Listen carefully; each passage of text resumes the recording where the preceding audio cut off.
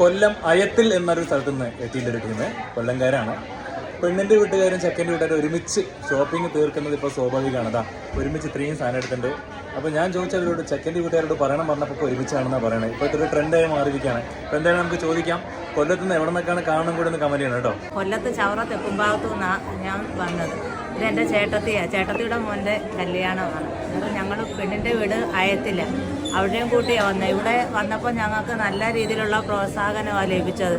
ഇഷ്ടംപോലെ തുണികൾ ഞങ്ങളെടുത്ത് ഞങ്ങൾ ബില്ലടയ്ക്കാൻ ചെന്നപ്പോൾ ഞെട്ടിപ്പോയി, പൈസ കുറവായിരുന്നു.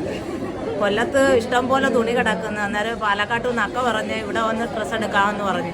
ഞങ്ങൾ ഇവിടെ വന്ന് കടകളിൽ കയറി ഡ്രസ്സ് എടുത്തപ്പോൾ ഇത്രയും പൈസ ആകുമോ, പൈസ 2 ലക്ഷം രൂപയ്ക്കകത്തുള്ള ഡ്രസ്സിന് ആകുമെന്ന് വിചാരിച്ചു. പക്ഷേ ഡ്രസ്സെല്ലാം എടുത്തു കഴിഞ്ഞപ്പം ഞങ്ങൾ വില കേട്ടപ്പം ഞെട്ടിപ്പോയി. വളരെ കുറച്ച് തുക മാത്രമേ ഞങ്ങൾക്ക് ആയുള്ളൂ. പിന്നെയും എടുക്കണമെന്ന്. പക്ഷേ ഇപ്പോൾ സന്ധ്യ ആയതുകൊണ്ട് എന്നാലും പിന്നെയും വീണ്ടും എവിടെ കല്യാണം ഉണ്ടെങ്കിലും ഞങ്ങൾ ഇവിടോട്ട് പറഞ്ഞേക്കും. തീർച്ചയായിട്ടും. അതുകൊണ്ട് ഒരുപാട് സാധനങ്ങൾ നിറച്ചെടുത്തിട്ടുണ്ടല്ലേ?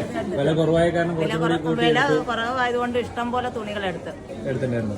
ഒരുപാട് കൊല്ലംകാരോട് വരുമ്പോൾ പറയുന്നുണ്ട്, ഞങ്ങൾ ആദ്യം തന്നെ ഇവിടെ വന്നാൽ മതിയായിരുന്നൊക്കെ നമ്മളോട് പറയാറുണ്ട്. കല്യാണ പെണ്ണ് എപ്പോഴാണ് ക്യാമറ വരുമ്പോൾ നോക്കി നിൽക്കുന്നുണ്ട്. കല്യാണ സാരി കിട്ടിയോ?